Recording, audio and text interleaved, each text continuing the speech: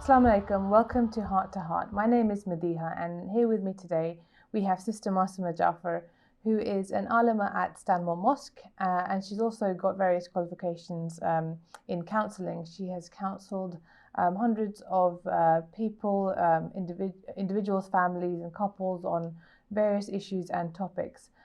Heart to Heart is a TV show all about our viewers. You can email your questions, your problems, any issues that you might be facing at home, at school, at university, at work, and Masuma Jaffer will try her best to help you tackle them in a practical and a religious manner. You can email your issues or problems to our email address, which is hearttoheart@safiratv.com. So thank you very much for coming, Sister Masuma, and taking the time out to be with us on our show today. We've once again got loads of questions and issues that people have been emailing in with. So I'm just going to get straight to it. This is quite a loaded one. A lady has emailed in and she said, I have this huge issue that I don't know how to deal with. My husband has been subtly talking about the virtues of polygamy, and then I see him texting on his phone and smiling to himself. Then he has all these late meetings and comes home after 9 o'clock, which makes me think that there is another woman in his life. Should I confront him about my suspicions or just hope that this issue will go away? Wow. Yeah. Okay. I can imagine that's quite a common issue amongst the community. Okay. First and foremost, let's look at polygamy itself. Okay. Outside this problem. Mm-hmm. It is something that is allowed. In fact, if you look at the verse in Surah Nisa, Allah subhanahu wa ta'ala says for men to marry 2, 3 or 4, and if they fear they cannot keep justice between them, then to marry 1. Okay, now some of the Mufassirin, some have said that this actually shows that God wants you to marry more than 1. Okay. Because he doesn't start off with marry 1, he starts off with marrying more than 1, 2, 3 or 4. Mm-hmm. It's like, for example, you invite me to your house for dinner, and I say to you,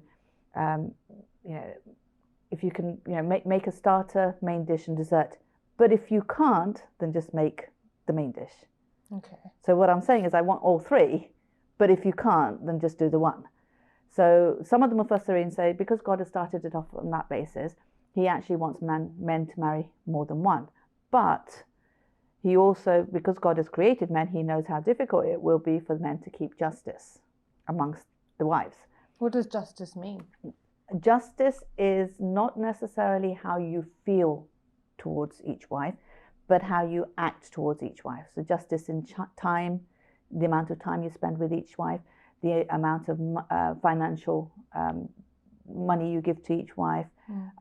You need to make sure that you're just in the way you treat each wife. Mm-hmm. So as a mother, I need to be just towards my children. Mm-hmm. So I may love one more, maybe because he's my firstborn, maybe because she's the only girl, maybe because it's the last child I have and I know I'm not going to have any more. So for whatever reason, I may love one child more than the other, but that doesn't mean I should treat him better than the others. There should be justice in the way I treat my children. Okay, which is very difficult to do as a parent as well. And constantly, as a parent, you're being told, you're always favoring this one or you're always favoring that one. So, it's very, very difficult to do that. And because God has created mankind and he knows that, he has then put down that if you fear that you cannot keep justice, then marry 1. So he's not said if you can't keep justice. Again, look at the way he's written it. If you fear you cannot keep justice. So even if there's a chance that you won't be able to, if you fear that, then don't go down this route. And this is why most men will not go down this route, because it is very, very difficult to keep that justice. Okay. So that's just making sure that we all on the same page on polygamy, that it is something that is allowed religiously, and it is up to the man to decide whether he can keep justice or not. Okay. Coming back to this person's question, this lady's question, she's actually saying that he's been talking about it. Now he may just be discussing it just because he's come across this Quranic verse, because maybe his friends are talking about it, maybe he knows someone who's in a polygamous relationship and so forth. There's lots and lots of reasons he may be discussing it. Yeah. Now, because he's been discussing it, it's obviously playing on her mind. Now she's putting 2 and 2 together and maybe getting 5. Yeah. So, again, Don't make assumptions. don't make assumptions. Actually have those conversations. Now, before she has this conversation, I would actually advise her to think about whether she wants to have this whether she wants to know or whether not. she's ready for the answers. Exactly. Yeah. So true. before sometimes, wives choose not to know. Because it's easier to deal with. Yeah. Yes. Yeah. Again, if he's in a polygamous relationship, that does not give you the right to divorce. Yeah. If he is treating you justly. Unless it's in your contract or whatever it is. So if you've written a contract, then that's different. Yeah. But then, in this example, this person is saying that he's had all these late meetings and coming home after 9. So let's say he is in a halal polygamous relationship. He's not necessarily being just if he's to who? Because he's spending every single night with her. So where is the time for her, for the other one? But then that's so true. Again, that's true, I suppose then they have, he has to sort of figure out, can he answer to God? Is he being just? Yeah. And are those rights the same, whether it's a permanent or temporary marriage with your permanent wife and temporary? Or does it make a difference? No, it's with nikah. It's only with nikah. Yeah, with nikah. With mutar, because you can put conditions on it. Okay. Then it's a totally different ballgame. Okay. So that's totally different. So again, is it nikah that he's done? Is it mutar that he's done? Yeah. Or is it nothing that he's done? And he's just poor guy's got busy at work and trying to provide for his family and his wife. So I think conversations need to be had. But whether she's ready for those conversations, she needs to sort of decide. Yeah. The sad thing is, if her husband has had a relationship, whether it's mutar nikah, the issue of trust comes into play. Then it's like, how much has it affected the trust in that relationship now, in that marriage? Because is it about trust though? Is he breaking her trust? Well, she would see it like that. Yeah. So he's not done anything wrong religiously. If it's a Muslim that he's contracting this relationship with. If it's Ahlul Kitab that he's contracting a mutar relationship with, then he needs her permission. Yeah. But if it's a Muslim, then he doesn't. Yeah. But she may feel like he's broken her trust, and for her to regain that, for him to build that trust again in the marriage would be quite difficult. Yeah. So there's a lot of things that come into play here, and I think these are conversations we should be having at the beginning of our marriage, and where we both stand, and also throughout the marriage, because as we grow in our relationship with God, we change in the way we look at things. So when I first got married, if a woman even looked at my husband, I would be sort of, okay, I'm going to poke her eyes out. That's it. How dare she? Yeah. Whereas now, I think this is something that he needs to decide whether he can do or not, because he will be accountable. Yeah. Because honestly, if you look at statistics, there are so many women out there who can't get married because there aren't enough men. Yeah. So what right do I have to say to my husband, no, you're mine, forget everyone else? It's like, where's the sisterhood here? Where's that love for, for another human being who cannot get married because there aren't enough men out there? I'm not saying it's an easy journey, or easy choice to make, but I think it's something that we need to be discussing and thinking about and talking about, because,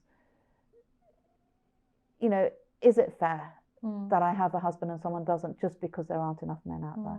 But also I think we're very influenced by societal and sort of cultural and Western quote unquote norms of monogamous relationships, which go against a religion, and having grown up in the West, and the sad thing is you can't fathom. But the sad thing is, in the West, yes, it talks about having one wife, but most people have affairs on the side, and that seems totally okay, and that seems the norm. But it's not legitimized as per se, but it's considered as norm, and it's okay.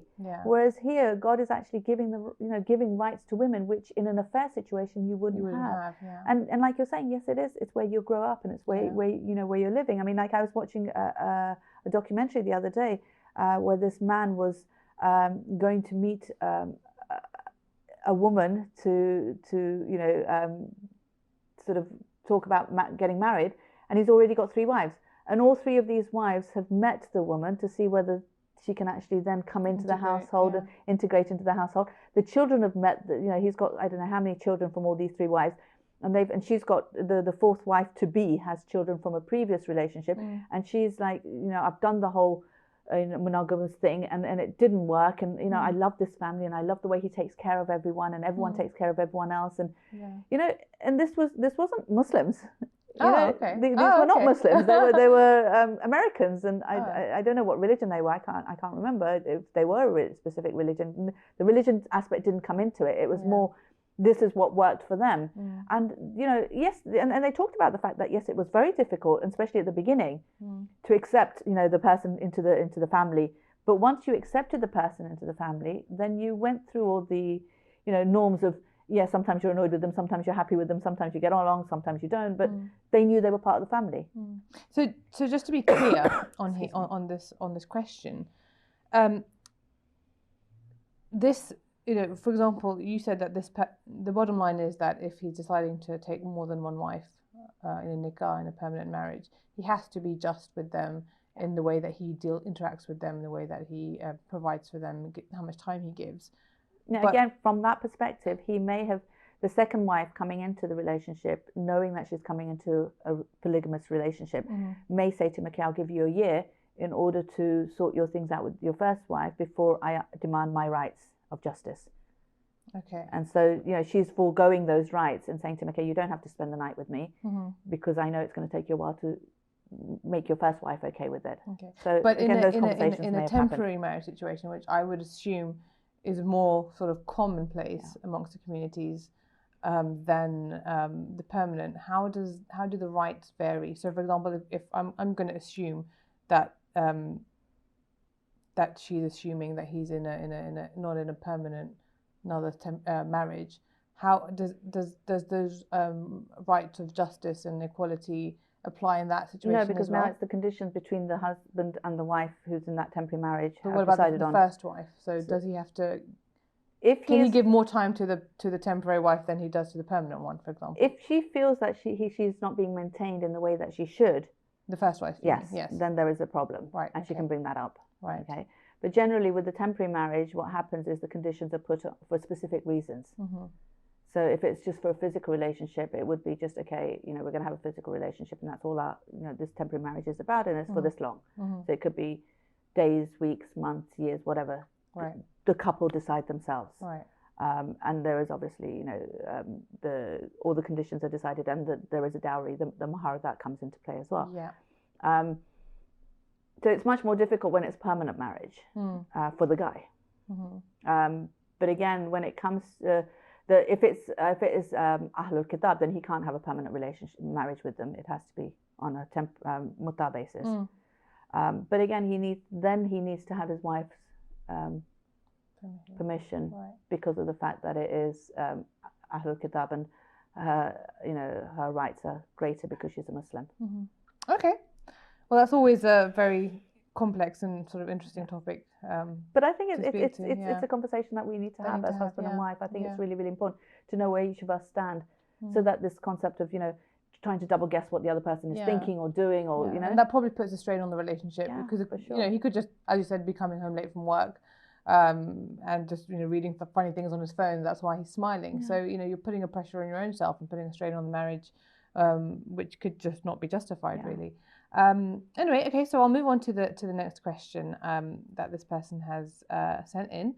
A lady has emailed in saying, I am a Lebanese Christian lady and I recently converted to Shia Islam. The problem is that I don't know how to tell my parents and family, especially as they are strict Catholics. My mum in particular would be very upset with my conversion, so I can forget trying to wear hijab or observe hijab. It would just be too much for them to bear. Should I continue concealing my faith or be open with them? Okay. First and foremost, I you know, really commend this woman. It's a huge thing to sort of, you know, leave your faith behind, and change your whole life, because it's like, you know, you're literally giving up everything for the truth, and it's amazing. Yeah, I have so much admiration for people like that. So much. It's like, so you know, well done on you. It's amazing. When it comes to hiding it, I think there's always a chance that what is hidden will come out. Mm.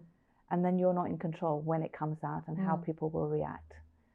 So I would recommend for this woman to have the conversation with her parents when she's in control. So, you know, she picks a time when everything is calm, everyone is calm, emotions aren't on a high, and you know they can have a proper discussion on why she chose to change her faith, what you know she sees in Islam which maybe she didn't see in Christianity, and maybe actually ask her parents or her family what problems they have, because it may not just be the fact that she's changed religion, it may just be the media perception of Islam that they have in their mind as well. They have, right? Exactly. Or it could sometimes. I mean, I think I've met some people who have converted, and it's a safety thing. You know, if you're going to say that you're Muslim, you know, you're going to be attacked, or you're going to be. It could be out of their well-being. Yeah. So all of these things need to come into. I think need to be addressed. Yeah.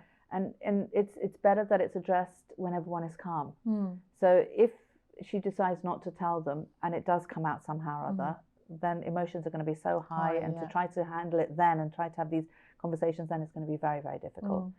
I think, you know, the fact that she's taken such a huge step, obviously, you know, God will help her through that. And to sort of, you know, hold on to that when she's talking to her parents. And maybe she is the tool that God chooses to guide her parents with. So again, showing through her akhlaq and how much she's changed because of the fact that she's now a Muslim, and her morals have changed, her conduct, I guess. Conduct, her what the way she behaves in all aspects of her life. And if her parents see that and see the benefit in that, and maybe that may be what brings them to Islam. So that's really, really powerful as well. And I think once you've decided that you want to be a Muslim, and that has to be out of your own free choice, then there really is no choice. Then you have to follow God's commands to the letter. So the concept of having to wear hijab is a wajibat, which she has to then follow. And if she's saying that I can't do this because it's going to upset my parents, again, the respect of parents is so high in Islam, but not above God. So when your parents tell you to do something haram, you can't listen to them. But so although they're not coming from a Muslim perspective, I think it's important that she shows them that everything I do now will be for the sake of Allah.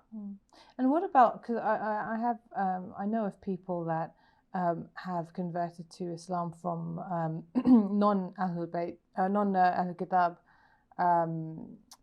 religions or religions or no religion sometimes, and they have issues, for example, eating at their parents' homes, issues of najasat, etc. And the sort of complexity with that is that you don't want to hurt your parents. Okay, so it has to be, you have to refer it to your marja. Okay. And the marja have, as far as my understanding is, have given very specific rulings for that specific case. Right, okay. So if it is your mother, for example, I know of a person who converted from Hinduism to Islam. Yes. And he was told that he can eat his mother's food. Yeah. Even though she still is a Hindu. So the marja will give a specific ruling for that specific case. Right, okay. Because it is your parents that are in, and it's not something that me or you can actually say it's okay to do. Yeah. But it's a matter of, okay, look, this is very, very specific to me. I need to know what the ruling is on this, and then the marja will let you know what the ruling is on that specific situation. So again, she could write into the marja and ask, and maybe be given compensation for certain things. But I'm just aware that usually what is hidden will come out. Right. And then you're not in control. Right. And if you've taken a step towards God, then He'll open the doors to hopefully make it easier. And can you imagine if by seeing the difference that Islam has made in your life, your parents come towards Islam? That would be amazing. Yeah, no, absolutely, definitely. Okay, here's an interesting question. This person's emailed to say, I keep having these strange dreams about death. I keep seeing caskets and funerals in my dream, and I think that something awful is going to happen to me. Then I think about my sins, and I believe that these dreams are a way of saying to me that I need to repent before I die. How seriously should I take these dreams, or are they simply a symptom of a guilty conscience? I think they're trying to say. Okay. First and foremost, you can have dreams for so many various reasons. It may be that someone close to her has passed away. Maybe she's seen a funeral procession, and it's affected her subconsciously, and that's why she's coming up with it. Maybe she saw something in the movies. It could be so many different things that can make come into it. It's not necessarily that she's got a guilty conscience, but I think it's a positive that she has got a guilty conscience, because that means your conscience is alive, which is a really good thing. Yeah. Before we go into looking at what should be doing, I just want to focus a little bit on death. Okay. And how we see that as a very negative thing. And I think it'd be good for us to look at death in a slightly different manner and teach it to our children in a slightly different manner. Okay. To not make it something that is so negative. That we should fear it. Yeah. Yeah. So, one of the things that I used to teach my children from a very young age, because I didn't want them to get up, try to explain death to them when it happened. So I'd say to them, it's a time when, your soul, which is what you are, who you are, will leave your body, and God will give you another body for the next realm, which is a much better body, which can move faster, and it moves so fast that we actually don't know how to control it. And we have these where the angels will come and teach us how to use this new body. Oh, so it's like, they're like, oh, like Superman, and it's like, yeah, a little bit like that, but So, it's making them excited about it. And, you're going, eventually it's about your journey towards Allah. And you're going back to Allah, the creator who created you. Yeah. And that's something that's beautiful. Yeah. And I remember my son sort of saying to me, at the age of sort of 4 years old or something, he said to me, but what if you've been really naughty? And I said, well, what do you think? Yeah. And he said, yeah, then it's going to be a problem. And I said, yeah. And then maybe that's something that we need, we need to be thinking about. Yeah, it's kind of how you wait all year round for Santa. Yeah. If you've been naughty, you're not going to get your gifts. Exactly. But here there's no sort of, replay on the next year sort of thing. Yeah. So, and the beautiful thing about children is they see it very black and white. And I think if they can learn that from a very early age, it's really good. In fact, I remember when my grandmother passed away, and we were all sitting there, and obviously, my dad and my aunts and everyone were crying, because obviously they were going to miss their mother. And, my son at the age of 4 or 5 got up and like, so Mummy, was your grandmother a really naughty, evil person? Aww. And I was like, why would you say that? And he's saying, because everyone's crying because they think, she's going to go back to God, and God's going to be upset because she's been naughty. And because he didn't understand the concept of, separation and missing her and things like that, because he'd never had anyone he'd lost in his life. Yeah. So, but it was very black and white. It was beautiful to see that they take that on. Yeah. So I think it's really important for us to realize, first and foremost, that this is a journey that I am heading towards, so why not look forward to it? Why try to fight it? It's going to happen. So let me work towards it. And realizing that it can be something that's beautiful if I work towards it. Now, she talks about the fact that she's seeing it as a wake-up call, like, should she, maybe it's a way, it's trying to tell her to repent for her sins. And I think that's brilliant. Yeah. Because in Sahifa Sajadiya, we're told that the doors of Tawbah are open. Yeah. So it's not even that we need to, forget about knocking on, opening the door or finding a key or anything. We don't even have to open the door; it's open. We just have to step through it. Yeah.